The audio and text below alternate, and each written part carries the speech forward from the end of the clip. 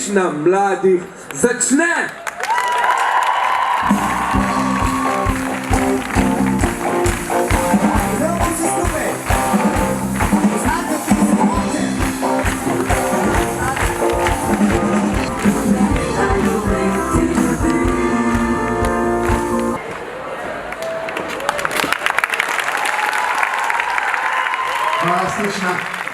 Preden povabim Klaro potem k meni na oder, da ji izročim zahvalo predsednika Republike, mi prosim dovolite nekaj priložnostnih besed.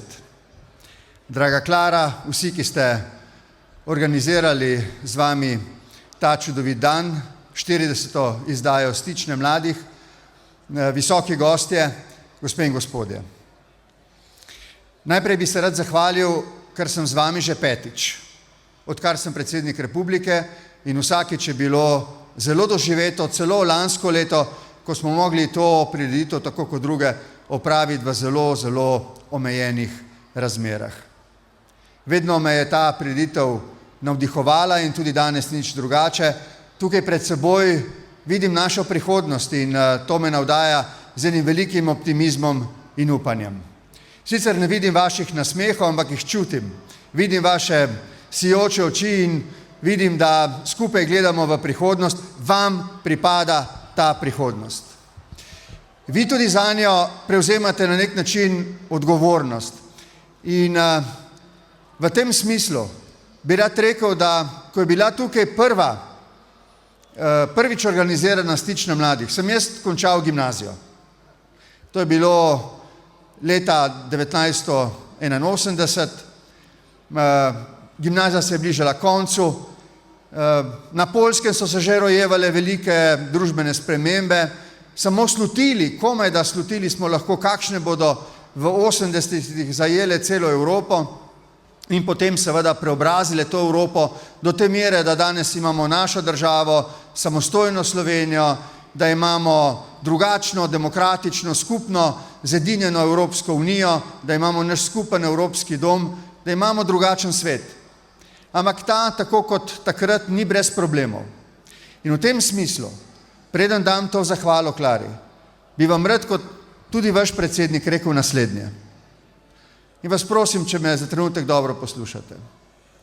Vam, mladi ljudje, bo pripadlo naslednjih 40 let. Vi boste ustvarili to prihodnost. In nihče od nas ne more natančno vedeti, kakšna bo. Ampak od ene stvari je zelo pomembno, kako se bo vse skupaj odvijalo. Od tega, ali se boste poslušali in se boste slišali. Ali boste strpni, ali ne. Ali se boste spoštovali, ali ne. Jaz vas prosim, vas vabim, gledam mojo izkušnjo in tistih, ki smo tukaj malce starejši, a mladi po srcu. Prosim, poslušajte se, zlasti zato, ker imamo med seboj različna stališča. Prosim, upoštevajmo se, ker moramo v dialogu priti do nekih skupnih stališč. Prosim, bodimo strpni. Ljudje smo različni, a moramo živeti skupaj. To je temelj sožitja.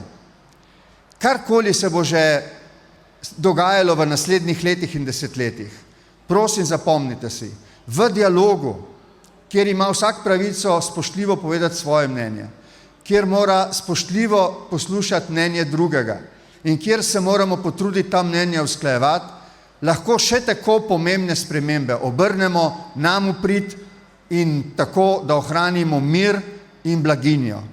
Mladi ljudje, vam pripada ta prihodnost, prosim vas, da si jo oblikujete po svojih željah, a vedno v duhu strpnosti in sožitja. Zdaj pa vabim Klaro, da se mi pridruži na odru in da ji vročim zahvalo. En aplavz za Klaro, ki se je skupaj z drugimi tako potrudila. Naročila je dobro vreme za 1000 oseb.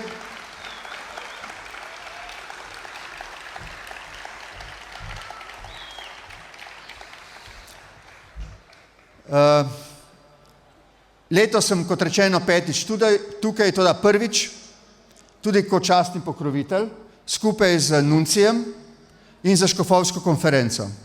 To mi je veliko čast.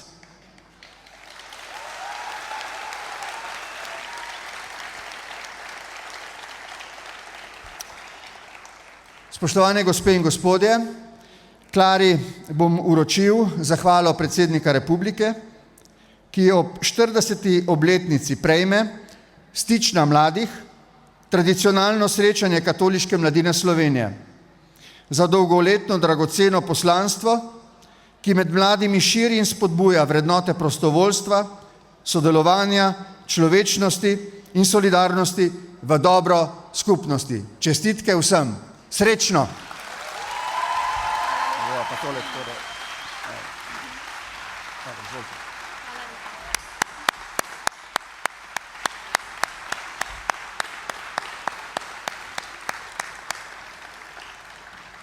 Ja, Stična mladih že od leta 1981 spremlja mlade in utrjuje njihovo pot v hoji za Kristusom.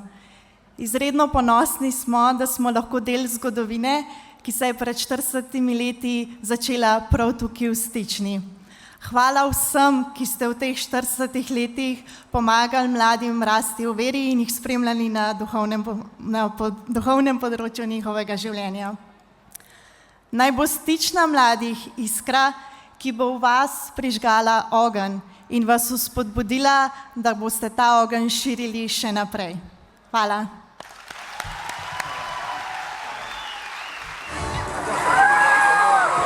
Kje ste to?